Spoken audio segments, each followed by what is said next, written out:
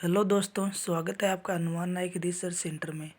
दोस्तों, आज हम बात करेंगे कक्षा 10th के बच्चों के चैप्टर नंबर 4 वैश्वीकरण और भारतीय अर्थव्यवस्था, जो कि इकोनॉमिक सब्जेक्ट से है। दोस्तों, हम इस वीडियो में बात करेंगे वो इम्पोर्टेंट क्वेश्चन और इम्पोर्टेंट टॉपिक जो कि परीक्षा की दृष्टि से बहुत ही महत्वपूर्ण है और परीक्षा में बार बार पूछे जाते हैं। तो अब हम हमारा टॉपिक शुरू करते हैं। हमारा टॉपिक है बहुराष्ट्रीय कंपनियाँ। बहुराष्ट्रीय कंपनियां वह कंपनियां होती है जो एक से अधिक देशों में उत्पादन पर नियंत्रण रखती है, यानी वे एक देश में नहीं बल्कि अनेकों देशों में फैली हुई होती है। अब अगला टॉपिक है हमारा वैश्वीकरण। वैश्वीकरण अपने देश की अर्थव्यवस्था को संसार के अन्य देशों की अर्थव्यवस्था के साथ सामंजस्य में स्थापित करना वैश्वीकरण कहलाता है। यानी कि अपने देश की अर्थव्यवस्था को संसार के अन्य दूसरे देशों की अर्थव्यवस्था के साथ सामंजस्य में स्थापित करना ही वैश्वीकरण कहलाता है। अब अगला टॉपिक है हमारा विश्व बैंक।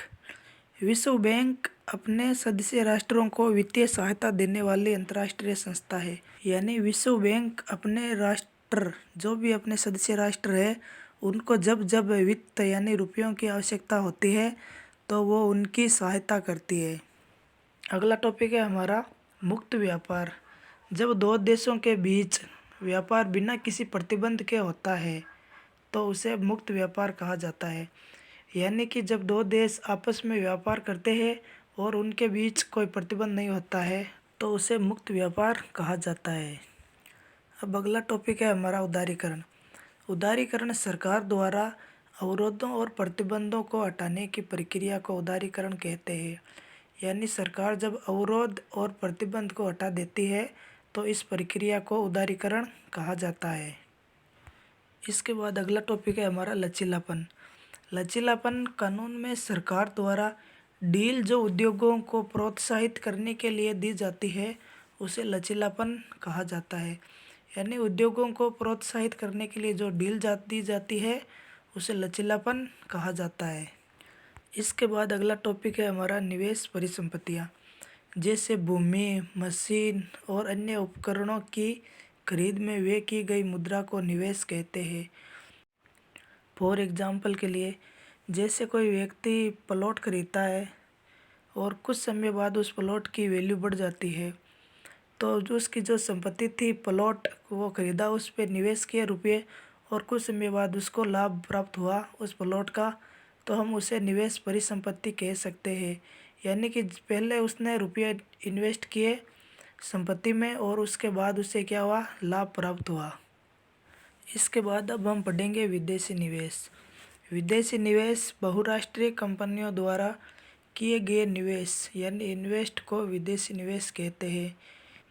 यानी कोई किसी देश की कंपनी आकर किसी अन्य देश में अपने पैसे इन्वेस्ट करती है तो उसे विदेशी निवेश कहते हैं।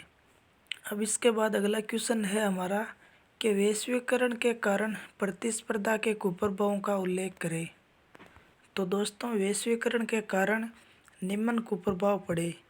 पहला है, प्रतिस्पर्धा के कारण छोटे उद्योग जैसे बैटरी, प्लास्टिक, खिलौने, टायरों आदि के उत्पादों पर बुरा प्रभाव पड़ा।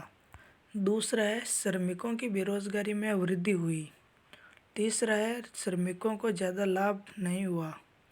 चौथा है, श्रमिकों को ज़्यादा घंटा काम कराया जाता है और ये सब आम बात हो गई। इसके बाद अगला क्वेश्चन है हमारा, विश्व व्यापार संगठन यानी WTO वर्ल्ड ट्रेड ऑर्गेनाइजेशन क्या है और इसके क्या कार्य है।